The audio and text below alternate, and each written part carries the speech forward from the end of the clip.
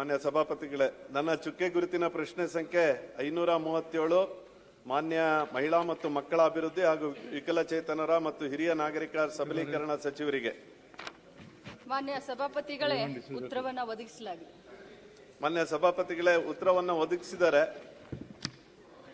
ಬಾಲ ನ್ಯಾಯ ಕಾಯ್ದೆ 2015 9 ವರ್ಷ ಆಯ್ತು. ಮಾನ್ಯ ಸಭಾಪತಿಗಳೇ, ಇಡೀ ರಾಜ್ಯದಲ್ಲಿ ಎಷ್ಟು ಸೆಂಟರ್ಗಳಿದ್ದಾವೆ, ಎಲ್ಲೆಲ್ಲಿ ಎಷ್ಟೆಷ್ಟು ಮಕ್ಕಳಿದ್ದಾರೆ, ಏನು 18 ವರ್ಷಕ್ಕಿಂತ ಕಡಿಮೆ ವಯಸ್ಸಿನ ಮಕ್ಕಳು ಎಷ್ಟು ಜನ ಈ ಕ್ರೈಮಲ್ಲಿ ಇದ್ದು ಈ ಬಾಲ ನ್ಯಾಯದಲ್ಲಿ ಅವರಿಗೆ ಪರಿವೀಕ್ಷಣಾಲಯ ಅಲ್ಲಿ ಸೆಂಟರ್ಗಳಲ್ಲಿ ಎಷ್ಟೆಷ್ಟು ಜನ ಇದ್ದಾರೆ ಅಂತ ಕೇಳಿದ್ದೆ. ಮಾನ್ಯ ಸಭಾಪತಿಗಳೇ, ಇದು ಬಹಳ ಮಕ್ಕಳು 18 ವರ್ಷದಿಂದ ಕೆಳಗಡೆ ಕ್ರೈಮನ್ನ ಮಾಡ್ತಾರೆ. ಅದನ್ನ ನಾವು ಪರಿವೀಕ್ಷಣಾಲಯಗೆ ಕರ್ಕೊಂಡೋಗಿ ಬಿಡ್ತೀವಿ.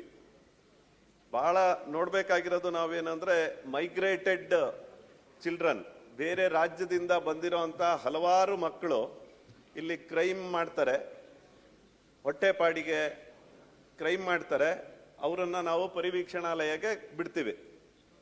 ಅದಾದ್ಮೇಲೆ ಅವರನ್ನ ತಂದೆ ತಾಯಿಗಳನ್ನು ಗಮನಿಸಲ್ಲ, ಅವ್ರು ಯಾರು ಬಂದು ಕರ್ಕೊಂಡು ಹೋಗೋದು ಇಲ್ಲ, ಅವ್ರ ಬಗ್ಗೆ ಅವ್ರಿಗೆ ಕಾಳಜಿನೂ ಇರಲ್ಲ. ಮಕ್ಕಳಿದ್ದಾರೆ, ಅವ್ರಿಗೆ ಮಾಡ್ಬೇಕಾಗಿರೋಂಥದ್ದು ನಾವು ಮಾನಸಿಕವಾಗಿ ಅವರನ್ನ ಸರಿದಾರಿಗೆ ತರಬೇಕು. ನಮ್ಮಲ್ಲಿ ಕೌನ್ಸಿಲರ್ಸ್ ಇಲ್ಲ. ಮಾನ್ಯ ಸಚಿವರೇ, ಕೌನ್ಸಿಲರ್ಸ್ ಇಲ್ಲ. ಕೌನ್ಸಿಲರ್ಸ್ ಬಗ್ಗೆ ನಿಮ್ದೇನು, ನೀವು ಎಷ್ಟು ಜನನ ತಗೊಂಡಿದ್ದೀರಾ, ನೀವು ಕೊಟ್ಟಿದ್ದೀರಾ ಉತ್ತರದಲ್ಲಿ. ಅವಶ್ಯಕತೆ ಇದ್ದಲ್ಲಿ ನಿಮಾನ್ಸಿನ ನೀವು ಅವರ ಸಹಾಯವನ್ನ ಕೇಳ್ತೀರಾ ಅಂತ. ಇಡೀ ರಾಜ್ಯದಲ್ಲಿ ಇರುವಂತ ಬೇರೆ ಸೆಂಟರ್ಗಳಲ್ಲೇನು ನೀವು ನಿಮಾನ್ಸು ಬೆಂಗಳೂರು ಮಾತ್ರ ನೋಡ್ತಾ ಇದ್ದೀರಾ. ಇದು ಒಂದು. ಅವರಿಗೆ ಇರುವಂತದ್ದು, ಅವರೊಬ್ರು ಪ್ರಜಾವಾಣಿಯಲ್ಲಿ ಒಂದು ಅದ್ಭುತವಾದಂತಹ ಆರ್ಟಿಕಲ್ ಬಂದಿತ್ತು ಮಾನ್ಯ ಸಭಾಪತಿಗಳೇ, ಅದನ್ನ ನೋಡೇ ನಾನು ಈ ಕ್ವಶನ್ ಅನ್ನ ಹಾಕಿರುವಂತದ್ದು.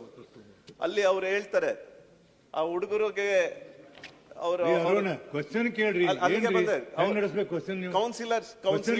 ನಾನು ಕೌನ್ಸಿಲರ್ಸ್ ಇಲ್ಲ, ಒಂದು ಅವರಿಗೆ ಪೋಷಕರು ಬರೋದಿಲ್ಲ.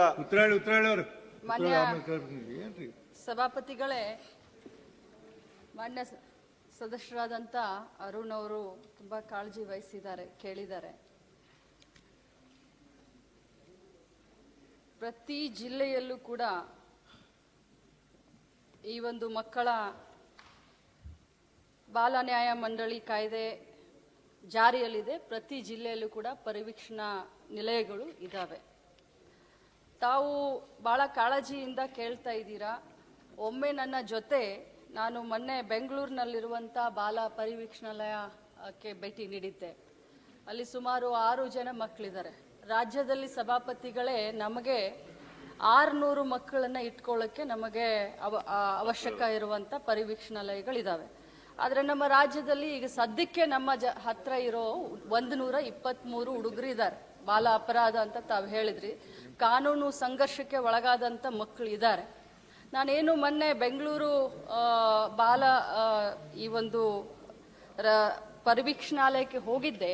ಆ ಸಂದರ್ಭದಲ್ಲಿ ನಾನು ಖುದ್ದಾಗಿ ಆ ಮಕ್ಕಳ ಹತ್ರ ಮಾತಾಡಿದೆ, ಯಾವ್ಯಾವ ಕಾರಣಕ್ಕೆ ತಾವಿಲ್ಲಿ ಬಂದಿದ್ದೀರಿ ಅಂತ.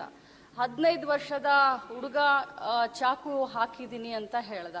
ಇನ್ನೊಬ್ಬವನು ನಾನು 2 ವೀಲರ್ನ ಕದ್ದಿದ್ದೀನಿ ಅಂತ ಹೇಳ್ದ. ಇನ್ನೊಬ್ರು ಚೈನ್ ಸ್ನ್ಯಾಚಿಂಗ್ ಅಂತ ಹೇಳಿದ್ರು.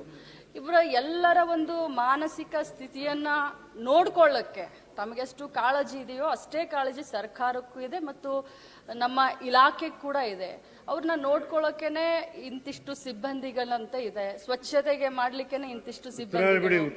ಪ್ರತಿಯೊಂದು ಹಂತದಲ್ಲೂ ಕೂಡ ಅವರು ಮಾನಸಿಕವಾಗಿ ಖಿನ್ನತೆಗೆ ಒಳಪಡಬಾರ್ದು ಮತ್ತು ತಾವು ಏನು ಹಿಂದೆ ಏನು ಕಾನೂನು ಸಂಘರ್ಷಕ್ಕೆ ಒಳಪಟ್ಟಿದ್ರೋ ಆ ಎನ್ವೈರನ್ಮೆಂಟ್ ಅನ್ನ ಚೇಂಜ್ ಮಾಡ್ಲಿಕ್ಕೆ ಸರ್ಕಾರ ಮತ್ತು ಇಲಾಖೆ ಎಲ್ಲ ರೀತಿಯಾದಂತ ಕ್ರಮವನ್ನ ತೆಗೆದುಕೊಂಡಿದೆ. ಮಾನ್ಯ ಸದಸ್ಯರು ದಯಮಾಡಿ ನನ್ನ ಜೊತೆ ಒಮ್ಮೆ ಯಾವುದೇ ಜಿಲ್ಲೆಯಲ್ಲಿ ಒಮ್ಮೆ ಭೇಟಿ ಕೊಡಬೇಕು ಅಂತ ನಾನು ಕೇಳ್ಕೊಳ್ತೀನಿ. ಒಂದು ಮಾನ್ಯ ಸಚಿವರಲ್ಲಿ ಅಲ್ಲಿ ನಾವು MSW ಆಗಿರೋರಿಗೆ ನೀವು ಕೊಟ್ಟಿದ್ದೀರಾ, ಒಂದಷ್ಟು ಕಡೆ MSW ಆಗಿರೋರಿಗೆ. ಆ MSW ಆಗಿರೋರಿಗೆ ಸ್ಕಿಲ್ ಡೆವಲಪ್ಮೆಂಟ್, ಅವರಿಗೆ ನೆಕ್ಸ್ಟ್ ವೃತ್ತಿಪರ ಆ ಮಕ್ಕಳು ಹೊರಗಡೆ ಬರ್ಬೇಕಾರೆ ಏನ್ ಮಾಡ್ಬೇಕು ಅನ್ನೋಂಥದ್ದು. ಮತ್ತು ಅವರು ತುಂಬಾ ಕಡೆ ಮೊಬೈಲ್ ಏನಾರ ಸಿಕ್ಕಿದ್ರೆ ಹಾರರ್ ಮೂವಿ ಜಾಸ್ತಿ ನೋಡ್ತಾರಂತೆ. ಅಲ್ಲಿನ ಪರಿವೀಕ್ಷಕರು ಹೇಳಿದ್ದಾರೆ ಹಾರರ್ ಮೂವಿ ಜಾಸ್ತಿ ನೋಡ್ತಾರೆ ಅಂದ್ರೆ ಅವ್ರು ಮಾನಸಿಕವಾಗಿ ಹೊರಗಡೆ ಬಂದಾಗ ಅವ್ರ ಕೃತ್ಯಗಳು ಯಾವ ರೀತಿ ಇರುತ್ತೆ ಅನ್ನೋಂಥದ್ದು. ಮತ್ತು ಚೈಲ್ಡ್ ವೆಲ್ಫೇರ್ ಕಮಿಟಿ ಅಂತ ಏನಿದೆ 6 ವರ್ಷ ಆಯ್ತು, ಅದನ್ನ ಇನ್ನೂ ಚೇಂಜ್ ಮಾಡಿಲ್ಲ. ದಯಮಾಡಿ ಆ ಚೇಂಜ್ ಮಾಡಿ, ಯಾರಿಗೆ ಆಸಕ್ತಿ ಇದೆ ಅದು ಆ ಚೈಲ್ಡ್ ವೆಲ್ಫೇರ್ ಕಮಿಟಿಗೆ ಹಾಕುವಂಥದ್ದು. ಮತ್ತೆ ಯಾರು ಅವರ ಪೋಷಕರೇ ಬರೋದಿಲ್ಲ ಅದ್ರ ಬಗ್ಗೆ ಬಹಳ ವಿಶೇಷವಾದಂತ ಗಮನವನ್ನ ಹರಿಸ್ಬೇಕು. ಅವ್ರಿಗೆ 18 ವರ್ಷ ಆದ್ಮೇಲೆ ಮತ್ತೆ ಹೊರಗಡೆ ಹೋದ್ರೆ ಏನ್ ಮಾಡ್ತಾರೆ ಅಂತ ಗೊತ್ತಿದೆ ನಿಮಗೆ, ಅದ್ರ ಬಗ್ಗೆನೂ ಕೂಡ ಗಮನ ಹರಿಸ್ಬೇಕು. ಖಂಡಿತವಾಗ್ಲೂ ತಾವೇನೇನು ಹೇಳಿದಿರೋ ಅದಕ್ಕೆಲ್ಲದಕ್ಕೂ ಕೂಡ ಸೂಕ್ತವಾದಂತ ಕ್ರಮ ಅಂತ ಐವನ್ ಡಿಸೋಜಾ.